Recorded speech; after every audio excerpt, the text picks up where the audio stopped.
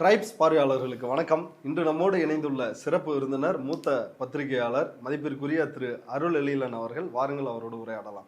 Sir வணக்கம். Sir வணக்கம். இன்றைக்கு சட்டமன்றத்தில் நடந்த சம்பவங்கள், இப்போ லாட்ரி குறித்து, லாட்ரி மார்டின் உங்களுக்கு 900 கோடி கொடுத்துருக்காரு அப்படின்னு கேட்டதாக இருக்கட்டும், அதே போல விஜய் இது இவர் கேட்குறாரு ஆதவ அர்ஜுனா, அதே போல விஜய் கேட்குறாரு பேப்பர் கூட படிக்கிறது இல்லை, படிச்சாதானே தெரியும், அரசியல்னாலே நாங்க தான் அப்படின்னு அவர் கிண்டல் பண்ணாரு. அதற்கு உதயநிதி ஸ்டாலின் அவருடைய பதில்கள், அதை பற்றி நீங்க எப்படி பாக்குறீங்க? பல ஆண்டுகளா சட்டமன்ற நிகழ்வுகளை பாக்குறீங்க. இப்போ இவரு ஆதவ அர்ஜுனா அந்த லாட்ரி நிதி திமுக வாங்கிச்சா சொல்லுங்க அப்படின்னு கேக்குறாருல்ல. மாண்புமிகு உறுப்பினர் லாட்டரிங்கிறாங்க. திரு உதயநிதி அவர்கள் சொல்லணும், ஏன் 900 கோடி ரூபாய் லாட்டரி நிறுவனம் வாங்கினாங்க திமுக? பதில் சொல்லட்டும். பதில் சொல்லுங்க. தைரியம் இருந்தா லாட்டரி நிறுவனம் 900 கோடி ரூபாய் திரு மு.க. ஸ்டாலின் அவர்கள் ஏன் வாங்கினார்கள்? தைரியம் இருந்தா சொல்லுங்க. அப்ப சொல்லுங்க.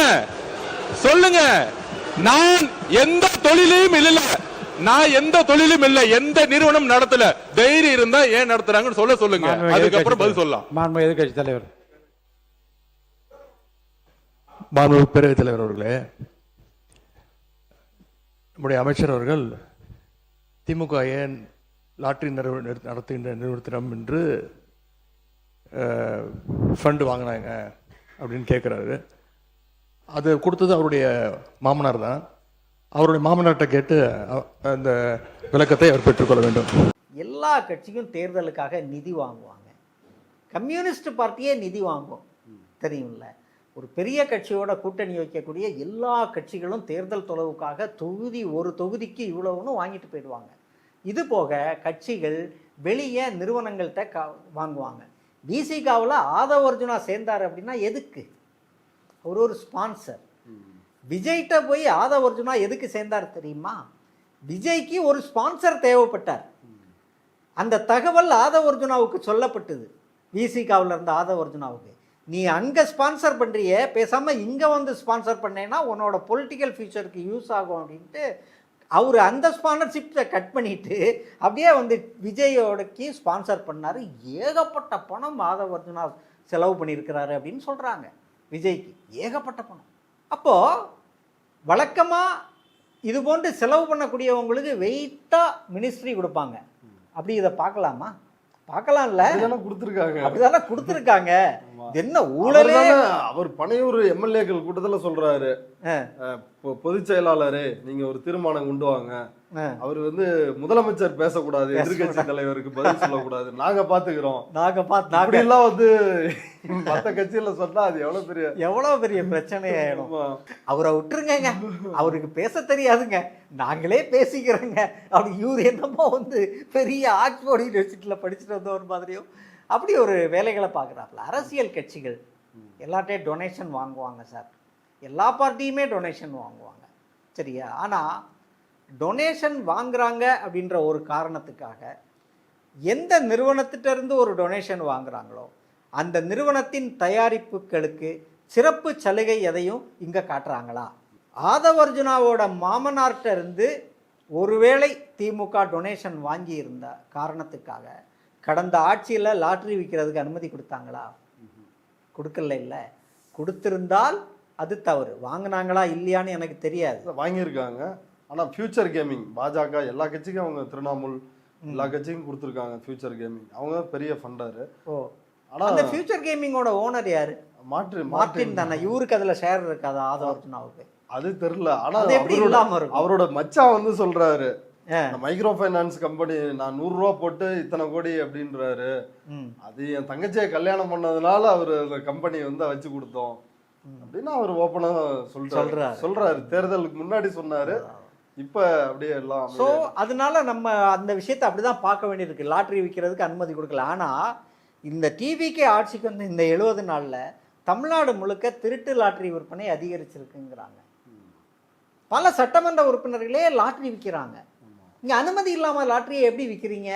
அப்போ இங்கே கிரவுண்ட் லெவலில் என்ன போயிட்டுருக்கு அப்படின்றத வச்சு தான் இந்த கவர்மெண்ட்டுக்கும் பின்னால் இருக்கக்கூடிய யார், இது ஒரு மர்மமான ஒரு அரசாக இருக்குது அப்படின்றத நாம் புரிஞ்சுக்கணும். ஆதவ அர்ஜுனாவுக்கு பர்சனலாக திமுக மேலே ஒரு வெறுப்பு இருக்குது. விஜய்க்கு பர்சனலாக திமுக மேலேயோ கலைஞர் குடும்பத்தின் மேலேயோ ஸ்டாலின் மேலேயோ எதுவும் வெறுப்பு இருக்கிறதுக்கு வாய்ப்பு குறைவு. தொழில் ரீதியாக சினிமா துறையில் இருந்தாங்க, தொழில் ரீதியான போட்டிகள் இருக்கும், அந்த மாதிரி சின்ன சின்ன பிரச்சனைகள் இருக்கும். ஆதவ அர்ஜுனாவுக்கு பர்சனலாகவே அவர் சில எதிர்பார்ப்புகளோட திமுகவுக்கு போகிறாரு, அங்கே போய் அது நடக்குமா நடக்காது அப்படின்னோடனே இது பண்ணுறாரு. அப்போது அதிலிருந்து இதாகி அந்த அனைவருக்குமான அம்பேத்கர்னு ஒரு புத்தகம் வெளியிடுறாங்க. அதுலேருந்து அவர் விசிகாவிலேருந்து விலகி அந்த புத்தக வெளியீட்டின் மூலமாக அவர் வந்து தாவேக்காவுக்கு போகிறாரு. இடையில ஓஎஸ் மணியன் சொல்றாரு, இடையில அதிமுகவில் துணை பொதுச் செயலாளர் கேட்டாராம். அப்படியா? ஆமா, எங்கள்கிட்டயும் வந்தாரு அப்படின்னு ஆர்எஸ் பாரதி அதை குறிப்பிட்டு ஸ்டேஜில் சொல்லிருக்கிறாரு. எடப்பாடி எடுத்த ஒரே நல்ல முடிவு அதுதான், உஷாராயிருப்பார் அவர். ஆமா, அவர் இப்போ இப்படி போறாரு இல்லையா, போயிட்டு விஜய்கிட்ட போய் அதை அவருக்கு அங்கே எதுவுமே இல்லை, அரசியலுக்கு வரணும் அப்படின்னா கட்டமைப்பு இருக்குது இது இல்லை அப்படின்னும் போது அப்படியே விசிகாவில் இருந்தப்போ இவர் ஒரு அந்த கட்சியில் உள்ள ஒரு பெரும்பாலான போர்ஷனை இவர் கைப்பற்றி வச்சுருக்காரு. இப்போ விசிகே தொண்டர்களை சோசியல் மீடியாவில் அவங்க தலைவருக்காக அவங்க பேசுகிறதில்ல, அவங்க கட்சிக்காக பேசுகிறதில்ல. நம்ம ஏதாவது விஜயை பற்றி எழுதுவோம்ல, வந்து போட்டு நம்மளை அடின்னு அடிக்கிறான். நம்ம திரும்ப தொடர திட்டுற போகிறதில்ல, பொலிட்டிக்கலாக விமர்சனம் பண்ணால் கூட அவங்க வந்து நம்மளை அடிக்கிறது இல்லை. ஆனால் நீங்கள் விஜயையோ லீமா ரோஸையோ இல்லை வந்து ஆதவ அர்ஜுனையாவோ விமர்சிச்சின்னு வைங்க, விசிகா காரனுங்க கொந்தளிக்கிறாங்க, டென்ஷன் ஆயிடும். ஆளூர் சாலவாசையே வந்து பயங்கரமா திட்டுறாங்க. அவர் கட்சியோட துணை பொதுச் செயலாளர் அவர் ஒரு பேட்டி கொடுத்தாருங்க. அந்த பேட்டியை நான் கேட்டேன், கிட்டத்தட்ட 40-50 நிமிஷம் பேட்டி. அந்த பேட்டியில் ஒரு வார்த்தை கூட அவர் விசிகாவை விமர்சிக்கல. தலைவர் தொல் திருமாவளவன், அண்ணன் தொல் திருமாவளவன் அப்படின்ற மாதிரி தான் சொல்கிறாரு. இவனுங்க எதுக்கு அவரை இந்த காய்க்கிறானுங்க அப்படின்றதே புரியல. அவர் ஃபுல் அண்ட் ஃபுல் விஜயை காலி பண்ணுறாரு. இது எப்படி பிஜேபியோட ப்ராக்சி கவர்மெண்ட்டாக இருக்குது அப்படின்னா கருத்தியல் ரீதியாக நிறுவுறாரு. இதுக்கு எதுக்கு இவங்க இப்படி டென்ஷன் ஆகுறாங்க அப்படின்றது வந்து புரியலை விசிகாக்காரங்க. ஸோ ஆக மொத்தம் அந்த கட்டமைப்பு கொலாப்ஸ் ஆகி போய் இருக்கு. அது வந்து கண்கூடா தெரியுது. உதயநிதி இன்னைக்கு இவங்க 2 பேர் பேசுனது இருக்கு இல்லையா, அதுல இருந்து நம்ம இதுக்குள்ள வந்துட்டோம். அது பற்றி உங்களோட கருத்து? அதுலதான் ஆதவ அர்ஜுனா இப்படி ஒரு பிளானோட வந்து பண்ணிட்டாரு இல்லையா. பண்ணி இங்க போயிட்டு இப்போ அவங்க ஆட்சிக்கு வந்துட்டாங்க. அதுல விர்ச்சுவல் வாரியரோட பங்கு அதுன்னு வந்து இப்போ அவங்க என்ன நினைக்கிறாங்க அப்படின்னா, இங்கே உதயநிதியை பார்த்தீங்கன்னா லாஸ்ட்டு சட்டமன்ற செஷன்லேயே உதயநிதி வந்து டிஎம்கே வந்து ரொம்ப அப்பர் ஹேண்ட் எடுத்து அவங்கள வந்து கொஞ்சம் இது பண்ணிட்டார், டாமினேட் பண்ணிட்டார் கேள்விகளை கேட்டு. அப்போ அவர் அதுக்கு பதிலுக்கு என்ன பண்ணுறாரு, அந்த இடத்துலையே அவங்களுக்கு அதை பதில் சொல்லக்கூடிய இது இல்லை. உடனே வீட்டுக்கு போய் ப்ரிப்பேர் பண்ணி அடுத்த நாள் கொண்டு வந்து ஒரு ஸ்கிரிப்டை வந்து அரங்கேற்றாங்க. ஒரு விஷயம் வந்து தெரிஞ்சுக்கோங்க, சட்டமன்றம் அப்படின்றது ஒரு ஸ்டேஜ். அந்த ஸ்டேஜ் வந்து விஜயோடது, அது ஆளுங்கட்சியோட ஸ்டேஜ். அங்கே ஒரு சபாநாயகர் இருக்கார், ஜேசிடி பிரபாகர். அவர் ரொம்ப எல்லாரையும் அப்படியே சரிக்கு சமமாக நடத்துவார். அவர் ரொம்ப நல்லவர், திமுகவையும் சரிமாக நடத்துவார், ஆளுங்கட்சியையும் சரியாக நடத்துவார், எதிர்கட்சியை அப்படி நம்ம நினைக்கக்கூடாது. அவர் ஒருதலை பட்சமான டிவிகே கட்சி சார்புடைய விஜயை தலைவராக ஏற்றுக்கொண்ட ஒரு கட்சியின் தலைவர் தான் சபாநாயகராக அங்கே இருக்கார். இப்போது ஒரு சிக்கலில் சொந்த கட்சி உறுப்பினராக ஒரு தகுதி நீக்கம் செய்வாரா? செய்ய மாட்டார். திமுக உறுப்பினராகவோ அதிமுக உறுப்பினராகவோ எதிர்கட்சி சார்ந்த ஆளாக இருந்தாலோ அவங்க பதவியை பறிக்கிறதுக்கு ஜேசிடி பிரபாகர் தயங்க மாட்டார். இன்னைக்கு அவரோட நடவடிக்கைகளை பார்த்தீங்கன்னா ரொம்ப டெக்னிக்காக தொடர்ச்சியாக வந்து எதிர்கட்சி உறுப்பினர்களை வந்து கோபப்படுத்தி ஆத்திரப்படுத்தி அவங்கள எப்படியாவது அவையை விட்டு வெளியே அனுப்பிடணும் அப்படின்றது தான் அந்த ஸ்டேஜோட பிளேயாக இருக்குது. ஆதவ அர்ஜுனாவாக இருக்கலாம், இல்லை வந்து நிர்மல் குமாராக இருக்கலாம், இல்லை வந்து இந்த நீர்ப்பாசனத்துறை அமைச்சர்னு ஒருத்தர் இருக்கார்ல புஷி ஆனந்த்ன்னு இருக்கேன், எதை பற்றியும் பேச மாட்டேங்கிறாப்புல இருந்தாரு. புஷி ஆனந்தாக இருக்கலாம். அவங்களோட நோக்கம் என்னவா இருக்குன்னா, எதையாவது சொல்லி எதையாவது கோவப்படுத்தி நீங்கள் வாங்கினீங்களே சொல்லுங்க ஏண்டா முட்டா பயலை, எதுக்குடா சட்டமன்றத்தில் அப்படி கேட்குற, சொல்லுங்கன்ட்டு. அது சட்டமன்றம் நார்மலாக தான் கேள. என்ன இப்போ என்ன ஒரு லாட்ரி, நீ இங்கே லாட்ரி குடும்பம்னு தெரியாதா? நீங்கள் லாட்ரி குடும்பம், உங்கள் மாமியார் லீமா ரோஸ் அதிமுகவில் இருந்து சோஃபா மாடல் அரசுக்கு என்ன எங்கெங்கே சோஃபாவை அனுப்புனாங்க, சோஃபா எப்படி போச்சு, பணம் எப்படி மாறிச்சு அப்படின்னு பத்திரிகையாளர்களுக்கு தெரியாதா? எல்லாருக்குமே தெரியும் அது என்ன நடந்தது. அப்போது ஒரு பெரிய குதிரை பேரன் மூலமாக தான் டிவிகே அரசு தப்பி பிழைச்சதுன்னு தெரியும். அதுக்கு எதுக்கு நீங்கள் இடைவிடாமல் ஒரு வெறுப்பை சட்டமன்றத்தில் வந்து பரப்பி எப்படியாவது எதிர்க்கட்சி தலைவரை வெளியே அவர் கோவிச்சுட்டு வெளியே போயிடுவார் அவருக்கு சொல்லி அவர் ரொம்ப தெளிவாக திமுக முடிவு எடுத்திருக்காங்க. என்ன நடந்தாலும் நம்ம வெளிநடப்பு பண்ண வேண்டாம், உட்கார்ந்து அவங்கள கேள்வி கேட்பான் அப்படின்ட்டு இன்னைக்கு ரொம்ப ரொம்ப அழகா அவையை அவங்க எவ்வளவுதான் அநாகரிகமாக பேசினாலும் ஆமாம் கோவப்படுத்துகிறபடியாக பேசுகிறதுக்கான வாய்ப்பை சபாநாயகர் உருவாக்கி கொடுத்தாலும் கூட உதயநிதி ரொம்ப தெளிவாக என்ன கேட்கணுமோ அந்த கேள்விகள் அனைத்தையும் வந்து ரொம்ப எக்ஸலண்டாக இன்னைக்கு வந்து ஆளுங்கட்சியை நோக்கி கேட்டார். அதனால அவங்கள்ட்ட அதுக்கு எதுக்குமே பதில் இல்லை. அவங்க மறுபடியும் நிவாரணத்துக்கும் ஸ்பெஷல் பேக்கேஜுக்கும் வித்தியாசம் தெரியுது இல்லை. முன்ன பின்ன பேப்பர் படித்தா தெரியும் அப்படின்றாப்புல விஜய் பதிலுக்கு அவரு கேட்டாரு, அதுல ரொம்ப அப்செட் ஆயிடுறாங்க. ஸோ அதுவும் ஆதவர்ஜுனாவும் அதே மாதிரிதான், உங்க மாமனார்கிட்ட போய் கேளுங்க எதுக்கு பணம் கொடுத்தாருன்னு அப்படின்னு ஒண்ணு அவரு வழக்கம் போல விஜய் பாணியில கையில் எடுத்து இங்க அப்பாவை காணோம் போய் உங்க அப்பா கிட்ட கேளுங்க அவருக்கும் தான் தெரியும் அப்படின்ற. அதுங்க என்ன கேட்டாலும் உங்களை குளத்தூர்ல கொத்து புரோட்டா போட்டோம், குளத்தூர்ல நீங்க தோத்துட்டீங்க, இது ஒண்ணுதான் பதில். அப்புறம் அப்பாவை காணோம் குளத்தூர்ல தோத்துட்டீங்க, இதுதான் தமிழக வெற்றி கழகத்தோட ஒரு ரெடிமேடு பதில் எல்லாத்துக்கும். இப்படி ஒரு அரசு இது வந்து இதை என்ன சொல்லுவாங்க அப்படின்னா ஒரு பொறுப்பற்ற ஒரு கிரேயான ஒரு கவர்மெண்ட் இருக்கும்ல, மர்மமாக இருக்கும், அதோட நடவடிக்கைகள் மர்மமாக இருக்கும், அதுக்கு பின்னால் யார் அது இருந்து அதை இயக்குறா அப்படின்றது தெரியாது, புரியுதுல்ல? அந்த மாதிரி ஒரு கவர்மெண்ட்டாக தான் இந்த கவர்மெண்ட் இருக்குது. அதனால தான் பொறுப்பற்ற முறையில் எல்லா விஷயங்களையுமே பேசுறது, ஊழலை ஒழிப்போம்னு. எல்லா துறையிலையும் ஊழல், தாறுமாறா கமிஷனுக்கு வெறி பிடிச்ச நாய் போல டிவிகே ஆட்கள் அலைகிறாங்கன்னு ஜூனியர் விடனே எழுதுறான். அவங்கதான் விஜய், அதாவது கமிஷன்ல புரள்றாங்களாம். என்ன ஆவினுக்கு என்னாச்சு? ஆவின் பால் கிடைக்குதா? இங்க தமிழ்நாட்டில் எங்கேயுமே ஆவின் பால் கிடைக்கல. குஜராத்தில் உள்ள ஒரு தனியார் நிறுவனம் அமுல் நிறுவனத்துக்காக ஒரு பெரிய சதி, ஆவினை ஒழித்து கட்டக்கூடிய சதி தமிழ்நாட்டில் நடந்துட்டு இருக்கு. ஆவின்ல அங்கங்கே கெமிக்கல் கலப்படங்கிறாங்க, பற்றாக்குறைங்கிறாங்க, பால் தேவைக்கு கிடைக்கல. அப்போ எங்கே போகுது? இதுக்கு முந்தைய திமுக அரசு அவ்வளவு பக்காவாக வந்து இது பண்ணுறாங்களே. சென்னையில் மட்டுமே 1.5 லட்சம் லிட்டர் பால் அன்றாடம் டெய்லி கம்மியாக ப்ராடக்ட் பண்ணுறாங்க, தயாரித்து கம்மியான விநியோகத்தை தான் பண்ணுறாங்க. அப்போ இதுக்கு பின்னால் ஏதோ ஒரு சதி இருக்குல்ல, ஏதோ ஒரு திட்டம் இருக்குல்ல. வேற யாருக்கோ நீங்கள் இதை பண்ணுறீங்க, ஆவினை ஒழிச்சு கட்டிட்டு வேற ஏதோ ஒரு நிறுவனத்தை இங்கே கொண்டு வந்து விட போகிறீங்க. டாஸ்மாகை ஒழிச்சு கட்டிட்டு வேற யாருக்கோ இதை கொடுக்க போகிறீங்க, தனியார் மயமாக்குறீங்க. ஒரு 100 மீட்டருக்குள்ள பார் கொண்டு வந்துட்டோம்னா அந்த பார் யாருக்கு போகும்? மறுபடியும் இந்த நிலையை ஒழித்து கட்டி தான் முன்னாள் முதல்வர் ஜெயலலிதா அவர்கள் டாஸ்மாகை கொண்டு வந்தாங்க. 2012 13 தெரியல. அப்போது மறுபடியும் அந்த டாஸ்மாகை ஒழிச்சிட்டு மறுபடியும் தனியார் பாரு, தனியார் கடைகள் அப்படின்னா பழைய நிலைக்கு போயிடும். அதில் போட்டி வரும், சிண்டிகேட் அமைச்சுப்பாங்க. ஒரு 100 ரூபாய்க்கு விற்கிற ஒரு பாட்டில் 300 ரூபாய்க்கு விற்பான். யார் கேட்குறது? பேருந்து தனியார் மயம் ஆக போகுது, டாஸ்மாக் தனியார் மயம் ஆக போகுது. அப்போ என்ன நடக்குது?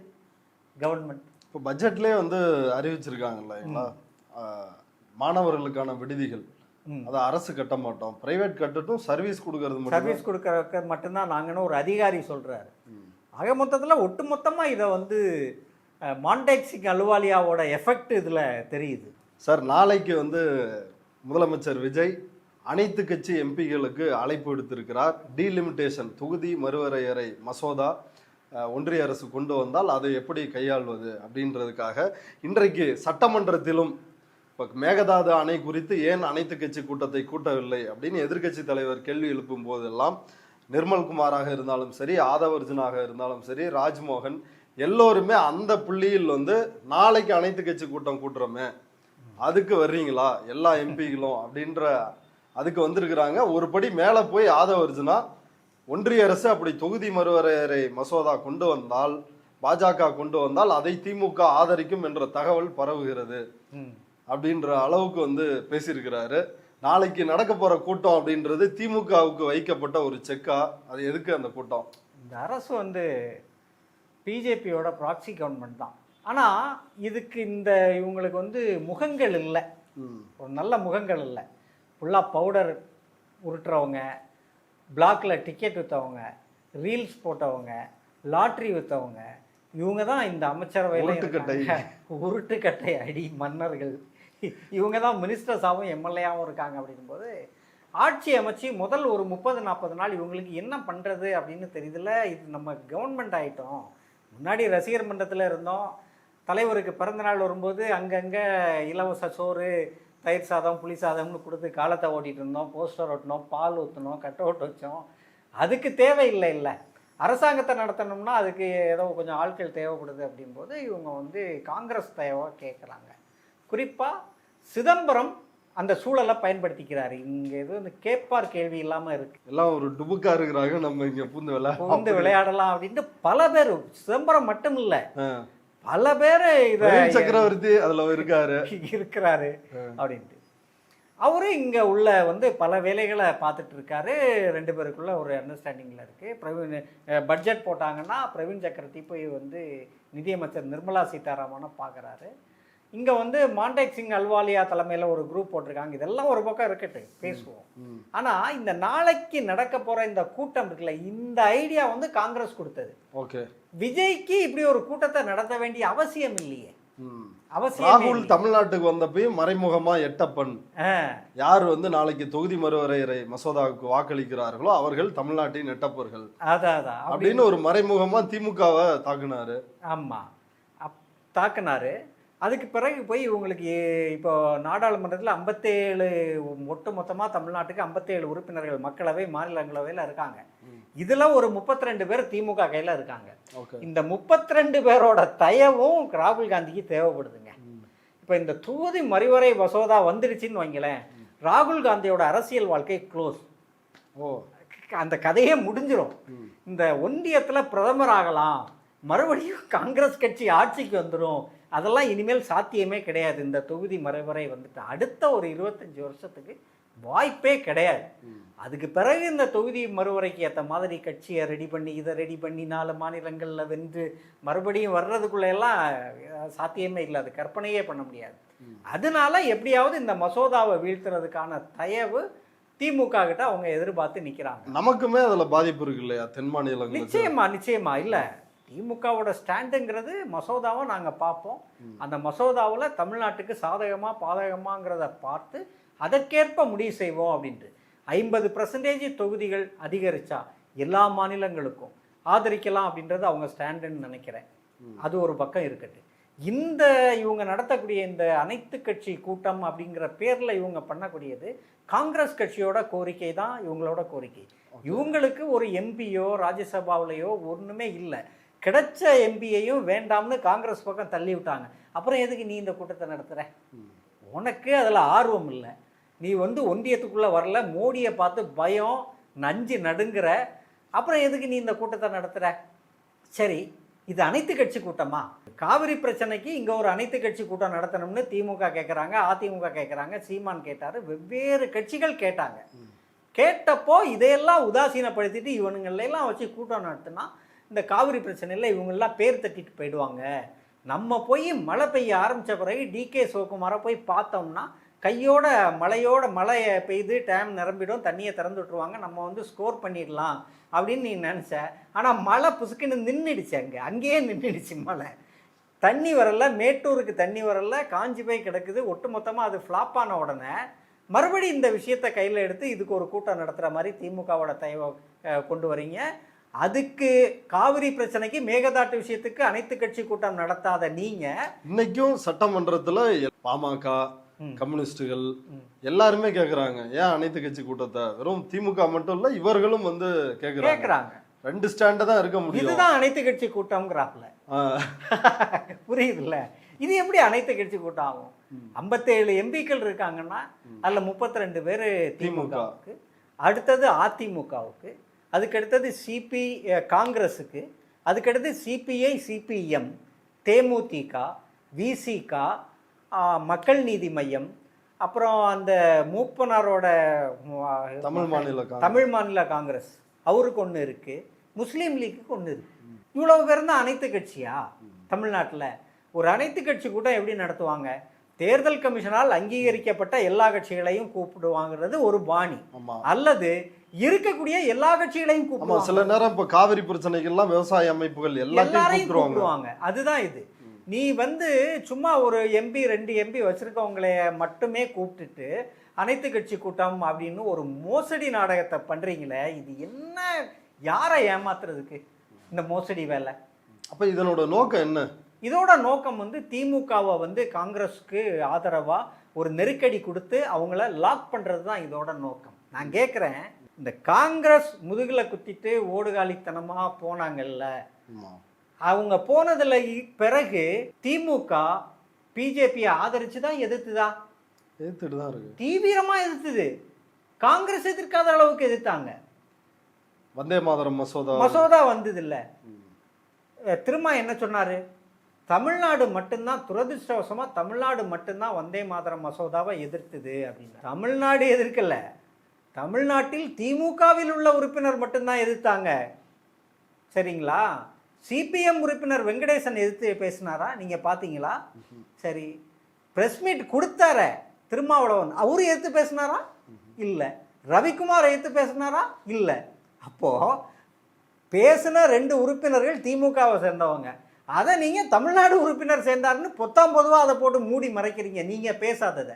ஆக மொத்தத்தில் பிஜேபியை எதிர்க்கிறதுக்கு இவங்க யாரும் திமுகவுக்கு சொல்லிக் கொடுக்க வேண்டிய அவசியம் இல்லை. ஒன்று, நீங்கள் வந்தே மாதத்தை எதிர்க்கணும். நீங்கள் ஆதரிச்சிருக்கீங்க, காங்கிரஸ் பல மாநிலங்களில் ஆதரிச்சிருக்கு, தேசிய கல்விக் கொள்கையை ஆதரிக்கிறான், வந்தே மாதரத்தை ஆதரிக்கிறான், நீட்டாக ஆதரிக்கிறாங்க. அப்புறம் என்ன இது பிஜேபி எதிர்ப்பு காங்கிரஸுக்கு? அந்த ஒருத்தன் சுத்திட்டு அலையிறாப்புல இல்லை இங்கே காங்கிரஸ்காரன் ஒருத்தன் பிரவீன் சக்கரவர்த்தி, மாணிக்கம் தாக்கூர், எல்லாம் வைகோ புக்கை ஒழுங்கா படிச்சா தற்கொலை பண்ணிடுவாங்க. அதுல ஃபுல்லா காங்கிரஸுக்கு எதிராக தான் இருக்கும். அது அப்படி ஒரு காமெடி தான். காமெடி இல்லை, இவங்க ரொம்ப டேஞ்சரஸான ஆட்கள், காமெடியா அணுக முடியாது. ஓகே, அப்போ ஒரு செக் வச்சு முடிச்சிடலாம் அப்படின்றத இப்போ திமுக என்ன முடிவு எடுக்க போறாங்க? இப்போ எதிர்கட்சி தலைவர் என்ன சொல்றாரு அப்படின்னா, அது குறித்து எங்க தலைவர் முடிவு எடுப்பாருன்றாரு. சட்டமன்றத்திற்குள் அல்லது நீங்க இந்த கூட்டத்துக்கு வருவீங்களா மாட்டீங்களான்னு மட்டும் கேளுங்க, அதை தாண்டி நீங்க ஒரு கருத்தை சொல்லாதீங்க அப்படின்னு ஜேசிடி பிரபாகரும் தடுக்கிறாரு.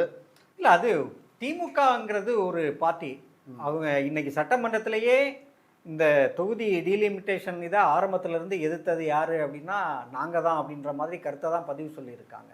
ஸோ அவங்களோட கருத்துங்கிறது அதில் தெரியுதில்லை. இன்னைக்கு துரைமுருகன் அறிக்கை வெளியிட்டிருக்காரு, நாங்கள் அந்த மசோதாவை பார்த்துட்டு தான் முடிவு செய்வோம் திமுக சொல்லியிருக்காங்க, அவ்வளோதான். அதுக்கு பிறகு அதில் நம்ம என்ன எதிர்பார்க்குறோம்? தீக்குளிக்கணும்னு எதிர்பார்க்குறோமா? மாண்டேக் சிங் அலுவாலியா அவர் வந்து ஒன்றிய அரசு காங்கிரஸ் அரசு இருந்த பொழுது திட்ட கமிஷன், இப்போ நிதி ஆயோக், அப்போ திட்ட கமிஷனுடைய துணைத் தலைவராக இருந்தார்.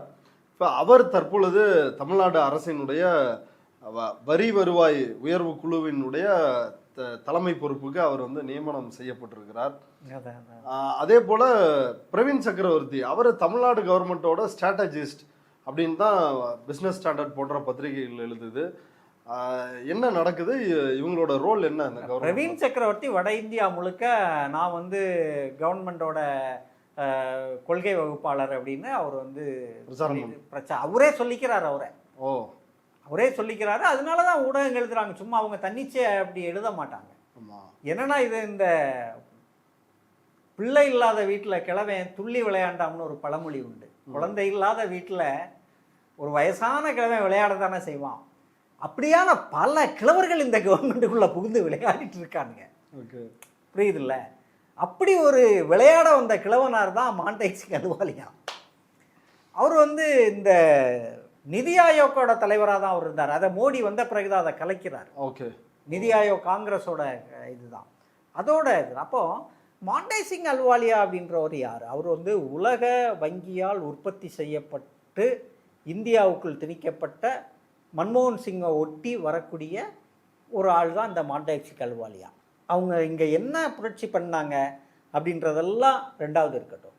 2012 நினைக்கிறேன், நகரத்தில் பிறந்த ஒருத்தர் 32 ரூபாயும், கிராமத்தில் பிறந்த ஒருத்தர் 22 ரூபாயோ 26 ரூபாயோ 26 ரூபாயோ சம்பாதிச்சால் அவர் பணக்காரர் அப்படின்னு சொன்னாங்க. போதும், வாழ்க்கையை நடத்திடலாம். ஒரு நாளொன்றுக்கு 26 ரூபாய் கிராமப்புறங்களிலிருந்து நீங்கள் சம்பாதித்து விட்டால் நீங்கள் ஏழை அல்ல. 26 ரூபாயில் நீங்கள் வாழ்க்கையை ஓட்டிடலாம் அப்படின்னு சொன்னவர் தான் இந்த மான்டேக் சிங் அலுவாலியா. அப்போ எப்பேற்பட்ட பொருளாதார புலியா, ஒரு வயசான எக்ஸ்பீரியன்ஸ் புலியா இவர் இருந்திருப்பாரு அப்படின்னு பாருங்க. இந்த மான்டேக் சிங் அலுவாலியா அந்த டைம்ல இவரை வந்து விமர்சிச்சாங்கல்ல, பல கடுமையா விஷயங்களுக்கு ரொம்ப மக்களுடைய யதார்த்தமே தெரியா. பாஜக வருவதற்கு இதெல்லாமே ஒரு காரணமா இருந்துச்சு. அப்போ நிச்சயமா. அதாவது இவங்களோட இந்த சீர்திருத்த நடவடிக்கைகள் இந்திய சமூகத்தில் புறையோடி போயிருந்த, இப்போ வழக்கமாக இந்த கார்ப்பரேட் கல்ச்சர் அந்த இந்திய தன்மையில் ஒரு உடைப்பை உண்டாக்கும், குறிப்பாக ஜாதி மேலே, பழமைவாத கருத்துக்கள் மேலே. அதையெல்லாம் கூட இந்த மான்டேக் சிங் அலுவாலியா இவங்க கொண்டு வந்த நவீன பொருளாதார கொள்கைகள் எதையும் உருவாக்கல. அது ஜாதி இன்னும் இருக்கமாய் தான் வட இந்தியாவில் இருக்கு. ஆனால் நிலங்கள் பகிர்ந்தளிக்கப்படவும் இல்லை இத்தனை வருஷத்தில். இந்த சீர்திருத்தம்ங்கிறது என்னது? இவங்க கொண்டு வந்த சீர்திருத்தம் வறுமையை ஒழிச்சிட்டோம் நாங்கள் அப்படின்னு தான் இந்த மான்டேக் சிங் அலுவாலியா சொன்னார். விதர்பால ஆயிரக்கணக்கான விவசாயிகள் தற்கொலை செய்வதற்கு இவங்களோட பொருளாதார கொள்கை தான் காரணம், விதர்பா உட்பட. இது அப்புறம் பஞ்சாபில் வந்து நெல் கொள்முதல் உட்பட அங்கே நடக்கக்கூடிய விவசாயம் இருக்குல்ல, அது வந்து பரவலாக்கமெல்லாம் பெறலை. அங்கே அதிக அளவு உற்பத்தி நடக்குது அப்படின்றதெல்லாம் சரி. ஆனால் ஒரு விவசாயிகள் அப்படின்றவங்க நிலம் பகிரப்படாமல் ஒருத்தட்ட மட்டுமே நிலம் வந்து குவிஞ்சு கிடக்கக்கூடிய ஒரு நிலையை தான் வட இந்தியாவில் பார்க்குறோம். ஆக மொத்தத்தில் மான்டேக் சிங் அலுவாலியா முழுக்க தனியார் மையத்தை மட்டுமே சுமந்து வரக்கூடிய ஒரு மனிதன். அவர்கிட்ட வேற எந்த விதமான கொள்கையும் இருக்காது. ஆனால் அவர் ரொம்ப 90களில் நம்ம கேட் ஒப்பந்தத்துக்குள்ளே போய் அந்த பீரியடை ஒட்டி வந்த ஒரு நபர் தான் இருந்தாலும், இன்னைக்கு இருக்கக்கூடிய இந்த குரோனிக் சிஸ்டத்தில், இந்த குளோபலைசேஷனில் மான்டேக் சிங் அலுவாலியா என்ன பண்ண போகிறாரு அப்படின்றது தெரியல, சந்தேகத்துக்கிடமானது தான். தனியார் மையம் நோக்கி போகிறதுக்கு முக்கிய காரணம் இது போன்ற ஆட்கள் கொடுக்குற ஐடியா தான். ஆமாம், இவங்களுக்கு என்ன பண்ணுறது அப்படின்றது தெரியல. இவங்க என்ன நினைக்கிறாங்க, நம்ம ரீல்ஸ் போட்டால் இன்வெஸ்ட்மெண்ட்டர்ஸ் வருவாங்க அப்படின்ட்டு. கீர்த்தனாவோட ரீல்ஸை பார்க்குறதுக்காக வந்து செயின் கோபேன் ஓனர் இருக்கார், என்ன ஃபோர்டு கம்பெனி ஓனர் இருக்கார். ஃபோன் எடுத்துச்சா கீர்த்தனா ரீல்ஸ் போட்டாங்கடா அப்படின்ட்டு உட்காந்து ரீல்ஸையா பார்த்துட்டு இருப்பார் ஃபோர்டு கம்பெனி ஓனரு. முதலீடுகளை கொண்டு போய் குவிக்கலாம்ட்டு. இப்படி இந்த இடத்துல தான் அந்த கிழவனார்கள் வர்றானுங்க, புரியுதில்ல? தெரியாத ஒரு குரூப் இங்கே இருக்காங்க, அவங்களுக்கு நிதினா என்னன்னு தெரியாது அப்படின்றது. அப்புறம் இன்னொரு விஷயமும் நம்ம பார்க்கலாம். இவங்க இந்த வெற்றி பெற்று வந்தப்போ நாங்கள் ஜாதியை ஒழிச்சிட்டோம், மதத்தை ஒழிச்சிட்டோம் அப்படின்னு சொன்னாங்க. மரிய வில்சனுக்கு நிதியமைச்சர் பதவி எதுக்கு கொடுத்தாங்க? எதுக்கு? ஜாதி தானே. அவர் ஒரு நாடார். அவர் நாடார்னா வணிகம் செய்வாங்க. அதை நான் தப்பாக சொல்லலை, பார்க்குறவங்க தப்பாக புரிஞ்சிக்க கூடாது. வணிகம் செய்வாங்க, வணிகம்னா நிதி, அப்போ நிதி அமைச்சர், பட்ஜெட் அப்படி இருக்கு. வன்னியரசுனா ஒரு தலித்து, அவருக்கு ஆதி திராவிடர் நலத்துறை, அதை பேரை மாற்றி சமூக நீதித்துறை. அப்படி ஸ்ரீநாத்னா ஒரு மீனவர், உடனே மீன்வளத்துறை. அப்போ என்ன நீ ஜாதியை ஒழிச்ச கேட்குற ஒரு பேச்சு. சிறுபான்மை நலத்துறை. இதில் என்ன நீங்கள் வித்தியாசத்தை கண்டுட்டீங்க? என்ன ஜாதியை ஒழிச்சிங்க? 8 தலித் அமைச்சர்கள். அது 8 தலித் அமைச்சர்கள் வந்து திண்டுக்கல்ல ஒரு ஸ்கூலில் வந்து தலித் பிள்ளைகள் குடிக்கிற இதில் மலம் கலந்துருக்காங்க. 8 அமைச்சர்கள் இருந்து என்ன? சரி, 8 அமைச்சர்கள் இருக்காங்கல்ல, இந்த 8 அமைச்சர்கள் வேங்கை வயலில் ஏன் குற்றவாளிகளை கைது பண்ணலை? 70 நாள் ஆயிடுச்சுல. நீங்கள் வந்து தோழர் திருமா என்ன சொன்னார்? நாங்கள் பழிய சுமந்தோம் அப்படின்னார்ல. திமுக கூட கூட்டணியில் இருந்ததுனால வேங்கை வயல் விஷயத்தில் நாங்கள் பழி சுமந்தோம்னு சொன்னார். அப்போ இப்பவும் சுமக்கிறீங்களா பழிய? ஏன் சுமக்கிறீங்க? கைது பண்ணிட வேண்டியதானே வேங்கை வயலில் குற்றவாளிகளை கைது பண்ண முடியலையா? இப்போ அதுக்கு பதில் சொல்லணும்ல. ஆக மொத்தத்தில் இது எல்லாமே நாங்கள் எப்படி இதையே திமுக சொல்லிச்சுன்னு வைங்க, பாரு சொன்னதை சொல்லி காட்டுறான், இதனால தான் நீங்கள் விளங்காமல் போயிட்டீங்க அப்படின்னா இவனுங்க வந்த நாள்லேருந்தே சொல்லிட்டு இருக்காங்க, நாங்கள் 8 அமைச்சர் தலித்துக்கு கொடுத்தோம், 8 அமைச்சர் தலித்துக்கு கொடுத்தோம் அப்படின்னு. அது அப்படி இல்லை. தலித் பிரதிநிதித்துவம் அப்படின்றது வந்து வேற. அது தலித்தில் பழங்குடிகள் இருக்காங்க, அருந்ததியர் மக்கள் இருக்காங்க, வேற வேற புதிரை வண்ணார் மக்கள் இருக்காங்க, இவங்களுக்கெல்லாம் பிரதிநிதித்துவம் கொடுத்தீங்களா? நான் இன்னைக்கு தலித் அரசியலை அப்படிதான் பார்க்கணும். அந்த தலித் ஜாதிகளுக்குள் எது டாமினேட் பண்ற ஜாதியோ அந்த ஜாதிகளோட பிரதிநிதித்துவத்தை கொண்டு வந்து தலித் பிரதிநிதித்துவம் அப்படின்னு சொல்றது வந்து அது ஒரு முழுமையான பார்வையா படலை அப்படின்னு நினைக்கிறேன். அதான் நாகை திருவள்ளுவனும் சரி, இவர் டாக்டர் கிருஷ்ணசாமி அவர் கருத்துக்கள்லாம் நமக்கு உடன்பாடு தான் இருந்தாலும் அவரும் இதே புள்ளிகளை தான் சொல்றாரு. ஆமா, அது உண்மை தானே. அருந்ததியர்கள் இருக்காங்கல்ல, அவங்களுக்கு என்ன நீங்க கொடுத்தீங்க? புதிரை வண்ணார் இருக்காங்கல்ல, என்ன கொடுத்தீங்க? நீ ஜாதியை தானேங்க, நீங்க ஜாதி ஒழிப்பாளன் தானே நீ. ஒரு புதிரை வண்ணாருக்கு கொடு, ஒரு அருந்ததியருக்கு கொடு, எல்லாருக்கும் கொடு. ஒரு மீனவரை கொண்டு வந்து நிதியமைச்சராக போடு, ஒரு புதிரை வண்ணாரை கொண்டு வந்து இந்து சமய அறநிலையத்துறையில் போடு. அது பண்ணு. இந்து சமய அறநிலையத்துறைக்கு ஐயரு, உணவுத்துறைக்கு ஐயரு, இது என்ன பார்வை, என்ன விஷன் இது? இதில் சோசியல் ஜஸ்டிஸே இல்லையே. அப்படிதானே இருக்குது. அதான் வெறும் எல்லாரும் அடையாளங்களை பார்த்து ஏமாந்துட்டாங்க. பெரியாரை வச்சிருக்காரு, அம்பேத்கரை வச்சிருக்காரு, மெயின் ஸ்ட்ரீம் பாலிடிக்ஸ். ஏன்னா அப்போ அப்படிதான் வரவேற்றாங்க. ஒரு மெயின் ஸ்ட்ரீம் பாலிடிக்ஸ் கட்சி அம்பேத்கரை இவ்வளவு பெரிய உருவமா தூக்கிட்டு வர்றாங்க அப்படின்னு அதெல்லாம் பார்த்து வியந்தாங்க. அம்பேத்கரை பிஜேபியை விடவா இவர் கொண்டாடிடுவாரு? பிஜேபி மோடி காலில் விழுது கும்பிடுவாரு. இந்தியா முழுக்க 4100 எத்தனையோ சட்டமன்ற ஒரு தொகுதிகள் இருக்கு. அதுல 1100க்கு மேல சட்டமன்ற தொகுதிகளை வச்சிருக்கிறது வந்து பாஜக. அதுல பெரும்பாலும் தலித் மக்களோட தொகுதிகள் கணிசமா இருக்கு. அதே மாதிரி தான் டிவிக்கையும் தலித் மக்களோட தொகுதிகளை மிக அதிகமாக வெற்றி பெற்றிருக்காங்க. ஆனால் அதுக்கு காரணம் அவர் வந்து அம்பேத்கரை கொண்டாடினாரு அப்படின்றது இல்லை. அது ஒரு சின்ன காரணமாக இருக்கலாமே தவிர அது உண்மை இல்லை. அவரோட சினிமா இதுதான் காரணம். அதை எல்லாருமே சொல்கிறாங்க, ஆனால் அதை நம்ம மேலோட்டமானது அப்படின்னு நினைக்கிறோம்.